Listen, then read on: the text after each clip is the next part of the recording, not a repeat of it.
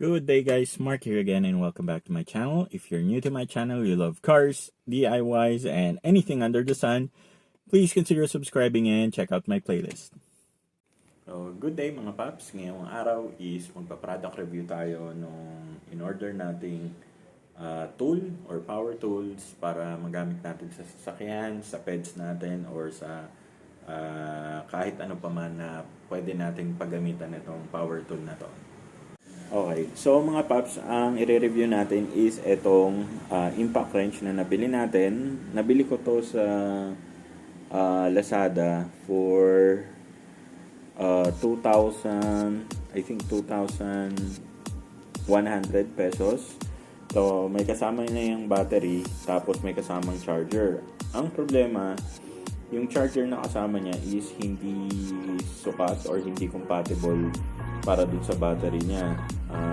Hassle lang naman kasi kung re-request pa tayo ng refund or return dun sa seller. So, ginawa ko, nag-order na lang ako ulit ng nag-order ako ng charger, tapos nag-order din ako ng yung tip na universal para sure na merong magkakasya din sa battery. So, ang battery charge niya siguro nasa 80%. So, hindi siya ganun kalakas, pero titingnan natin kung kaya pa rin niyang gawin yung mga gusto nating ma-achieve.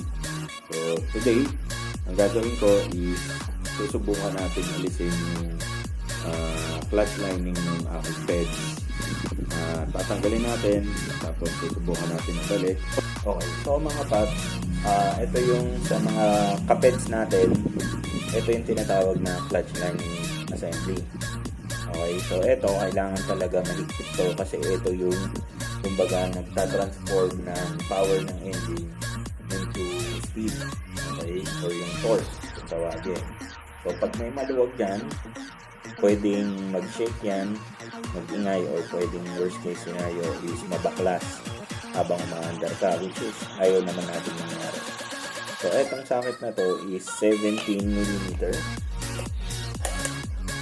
17mm. Since impact na yung gamit natin na tool, hindi na yan kailangan na kukontrahin pa para mabaklas. Not unless sobrang tigas niyan. Pero kung gagamit kasi kayo ng impact tool sa ganito, lalo yung mano-manong impact is hindi po recommended kasi manipis lang yung aluminum ng mga ganitong klaseng makina. Okay, so ang gagawin ko, isang kamay, and kung titingnan nyo, wala yan kahit anong pang-kontra. Okay, so isang kamay lang ang gagamitin natin, and papakita ko sa inyo na umiikot yan. Yan. So, umiikot siya. So, susubukan natin isang kamay. Titingnan natin kung matatanggal siya.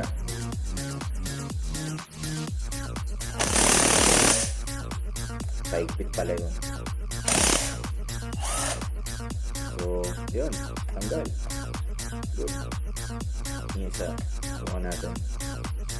So, ito yung isang kamay ko.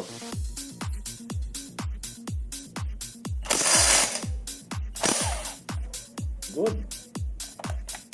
So, tanggal siya mga paps. Isang kamay lang. Walang kaya for effort. So, ayan. So, pwede na natin siyang linisan habang nakaalis. Tapos, ito yung dalawang washer. Bale, total of 4 washer. Ayan. Para medyo kumapit ng mas maganda yung ano natin, lining sa belt. Sige.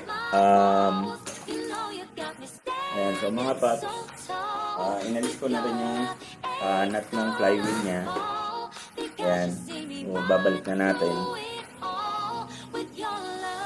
Tapos, babalik na rin natin yung ano niya, yung clutch lining. Siguraduhin muna natin na lapat siya sa thread bago natin gamitan ng tool.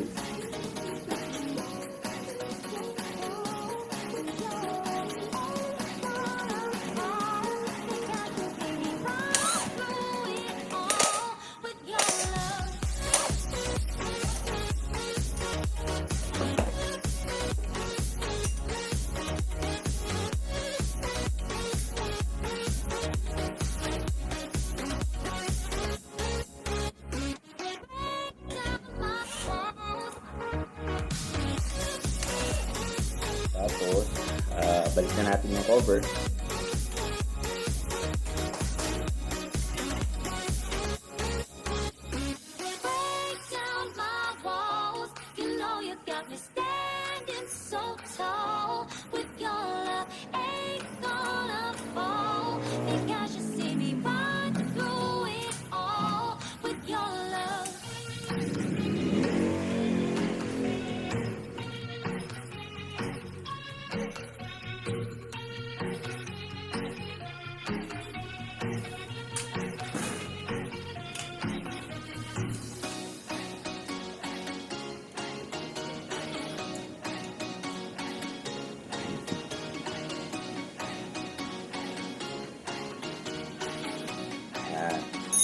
Tapos, eto, babalik na natin mga paps yung clutch lining. So, lagay nyo muna yung mga washer.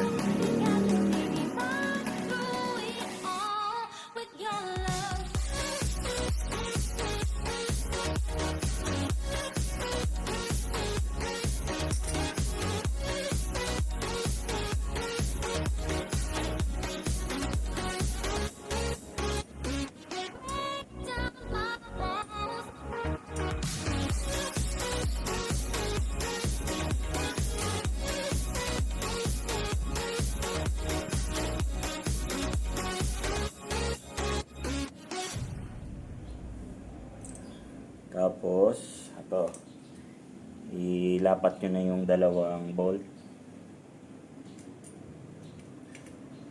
So, pagka magbabalik kayo, kamayin nyo muna para hindi nyo or maiwasan ma-damage yung thread. Kasi tandaan nyo yung bolt is bakal at yung crankcase is aluminum.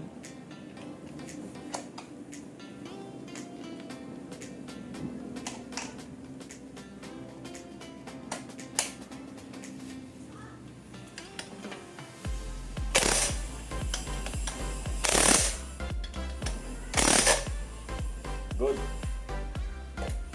So, very useful yung ating impact wrench na nakuha. Sobrang okay.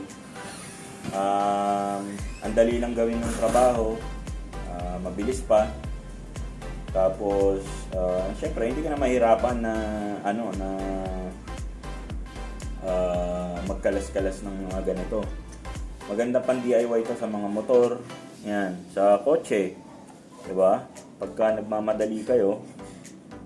Ang downside lang kasi nito, mga paps, wala siyang adjustan ng torque. So, isa lang talaga siya. Na kumbaga, naka-full blast na siya palagi. Yun lang yung nakikita akong downside. Battery life, mukhang okay naman. Kasi, kung natatandaan nyo, sinabi ko, hindi pa yan nasa-charge simula nung nabili. Kasi nga, yung charger na kasama niya is hindi compatible. So, yun lang mga paps. Sana nagustuhan nyo yung ating video for today. If you did, please give this video a thumbs up. At kung kailangan nyo po ng parts and accessories, visit my Shopee store. Link po sa description section sa baba. And also guys, don't forget to hit that subscribe button for more DIY videos and other reviews din po sa mga products na ating mga nasubukan na at susubukan pa yan. So again, Mark na pala ulit. Thank you so much for joining me today and see you guys on our next video. And that's it for me today guys. Hope you liked the video. If you did, please give this video a thumbs up. At kung hindi pa po kayo nakasubscribe, hit nyo na po yung subscribe button. Again, Mark nga pala ulit. And kung kailangan nyo po ng parts and accessories ng inyong sasakyan, link po sa description section below.